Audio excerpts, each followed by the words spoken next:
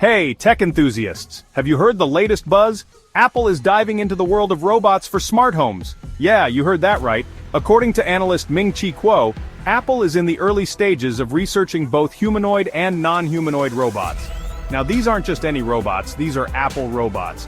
But don't get too excited just yet, we're still in the proof of concept phase. That means mass production isn't expected before 2028. Remember the Apple car? Yeah, some projects just don't make it past this stage. So what's the big deal? It's all about user perception and interaction. Apple wants these robots to feel intuitive and seamless. They're focusing more on the software and sensing hardware rather than just a fancy exterior.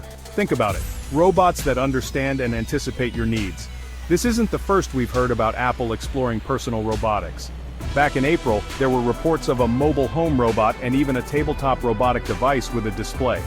Looks like Apple is really considering robots as their next big thing after shelving the electric vehicle project. Imagine walking into your house and your Apple robot has already adjusted the lights, played your favorite tunes, and even ordered your dinner. Sounds futuristic, right?